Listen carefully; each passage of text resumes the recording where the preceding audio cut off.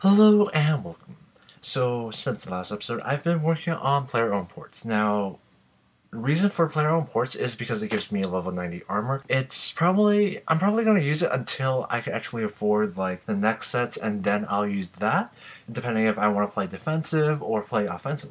So in player-owned ports, each day you get up to, I think it's either 2 or 3 adventurers. Each adventurer is specialized by giving out a specific resource. But the one I need, the one that I'm lacking, is Lacquer. And I need level 90 Thieving for it. It's going to take me a little while to complete my Death Lotus set, but I pretty much have almost all the pieces I need for the Superior Sea Singer and the Superior Tetsu, which is the melee and mage gear.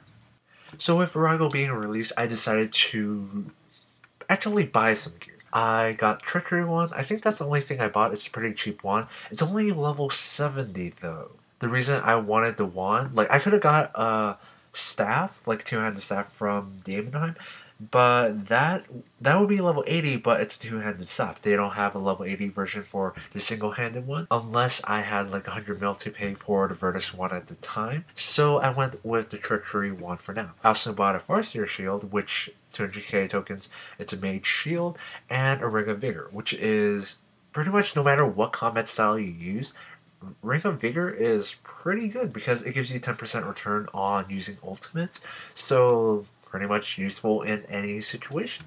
Also, I completed my Sea Singer set. So when I went into teams, I volunteered to be the mage tank because I thought it was the harder of 3 jobs. It kind of gave me a higher chance of actually getting into teams, where there are 3 main rules.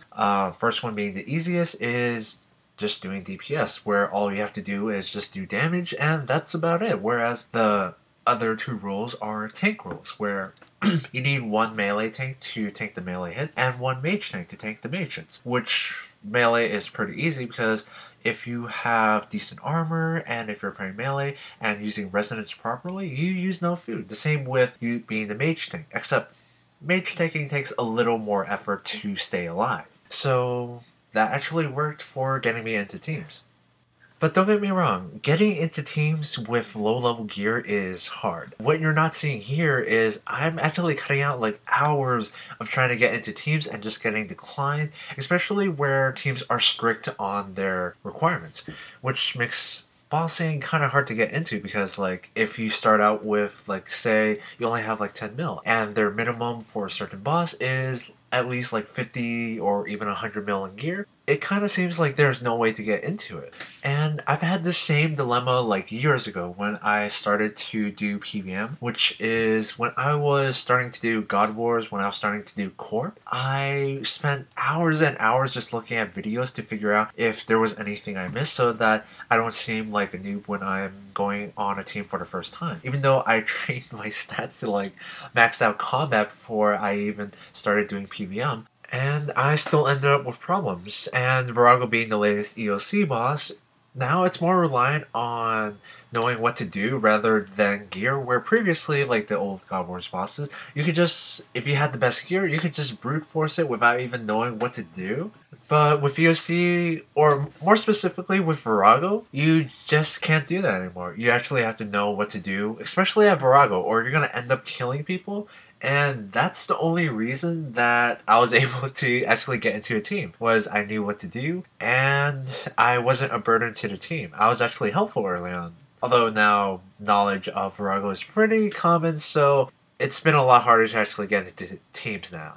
Most of the clips you see is mostly loot share no split, which is I'm in a team where if somebody gets dropped, they don't have to split it. What you get is what you keep, and the only thing that our teammates get is loot share points. Now the point of this is because the seismic wand is, I think it's around max cash or a little less, but even then, it's still like 2 bill-ish area. That's a lot of money. So I was trying to do loot share no split for hopefully a wand. Would have been nice if I lucked out, but I think the only thing I missed was a 7 or 9 man seismic singularity, which is the offhand. It's like 700 mil or so at the time. So the loot share points I got off that, I was hoping it would actually get me something, but I'm not sure if it's hard, but I just didn't really find many loot share no split teams that would accept somebody with a treachery wand. So that was kind of my dilemma. But it would be nice. I'm still probably gonna try to do loot journal split because if I do get a one, hooray! If I don't, that's a lot of time. Although about Vorago, the thing is, it actually doesn't take that much to do Vorago. You could do it with a bunyip with no food.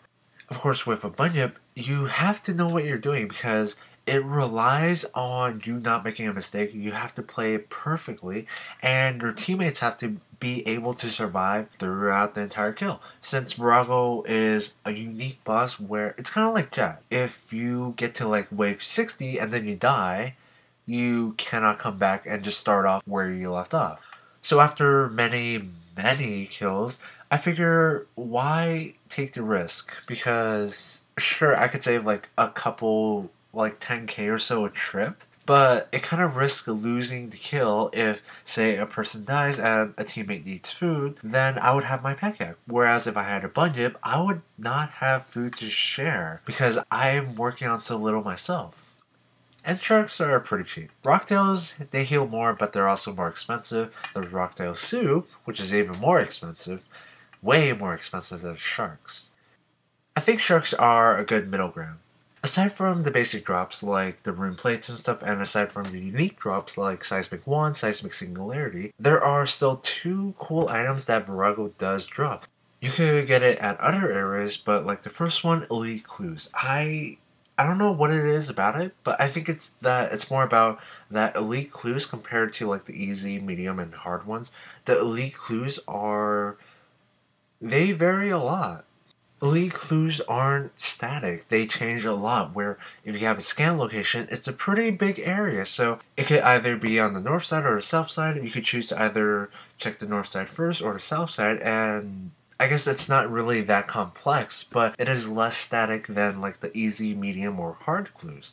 Then there was the Triskelion key fragments, which is a pretty common drop from Vorago. Did not even look into this update, but I hear you can get it from various other monsters, but I like that it's a pretty common drop from Vorago. Now, I think a simple way to put it is it's like a crystal key, except you get the pieces from higher level monsters, something like that. And it's kind of like a upgraded crystal key where it's a little better and offers a better drop table. So the first time I heard about this update, I had a different idea going through my mind. I thought it was like when you're killing monsters throughout Runescape, you could get a chance to get a key piece. Now you need 3 key pieces to complete the entire key, and once you have that, it would be like a mini elite clue where, say, maybe a compass, where it points to various areas throughout Runescape, and you eventually have to find the spot to dig it up and get the treasure. I thought it'd be something like that. But it was just like you just put the key into that thing south of the Relicus Slayer Cave and you get your loot. Simpler, but that's just what I thought it was when somebody described it to me. And the last thing, I'm kind of considering not actually getting Turmoil or even getting Overload. I mean, I might eventually get it on the account, but I think I might want to try finishing this series off by not actually getting it. Originally, I was gonna get it. I was gonna get 95 Prayer. I was gonna get 96 Herblore eventually when I could afford it. Which actually, I think I can. I think my bank is worth a lot more than I think. I'll probably show it in the next episode, but like my loot tab, it's still pretty big. I haven't sold anything from it. I sold a little to actually buy supplies, but that's about it. I really haven't spent any money. So, and since like in the EOC, since you only use sharks and you only use prayer pots, supplies are pretty cheap. Right now, I'm considering not actually getting up to Overload or even Turmoil.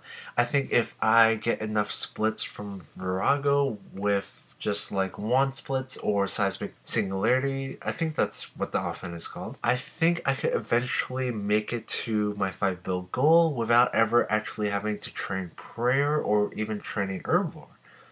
So that's my plan. What do you guys think about that? Is it like, should I just get it? Or I could afford it definitely, but I would have to sell a lot of my stuff. But after about over 56 individual kills, which 5 drops each. That's over 250 drops. I actually finally got a split. Thankfully, I went into a loot share split team because I didn't get to drop. Actually, this one was free-for-all split, so I wasn't even getting any drops, not even the tank drops, because usually the melee tank gets it. But we finally did get, I believe it was a 7-man offhand singularity, which is around 110 mil split. Being 7-man, that is still a lot of money for just 7 people on a team and still having such a large amount of split. So I think I will, since I can't get away with using a treachery one anymore, I think I have to upgrade to a Virtus one. The only downside is getting into teams is very hard. Getting into teams with even a Virtus one without overloads or turmoil, that's pretty hard. I might have to eventually get it if it becomes too hard to get into teams, but if I could get away with not getting it, I think I want to try finishing the series without getting it. So, actually, something I want to show you next episode, I haven't actually recorded it yet, but I've done enough Vorago where I've gotten a good amount of the ashes. Now, ashes are worth a decent amount of money, and I've done a lot of kills, so those actually add up to an unbelievable amount. I'm actually trying to make up a collection. Hopefully, it doesn't drop in value, but like in the split teams where it's either loot share plus split or free for all plus split, we usually split the ashes so that everybody walks away with something, because the mage tank usually doesn't get anything. The melee tanks might get the tank drops, and whoever does the most damage usually gets it, and then there's people in between. So it's just to split it so that everybody walks away with something. And I've gotten a good amount of it, so hopefully I could record that for next episode. But for this episode, I've made about 110 mil for sure. The cost of supplies are like not even a mil, and including the ashes, I've easily made around 130 mil, but I won't count it for this episode. I'll just count the 110 mil. So yeah, thankfully we got a split. So until next time, thank you very much for watching and have a nice day.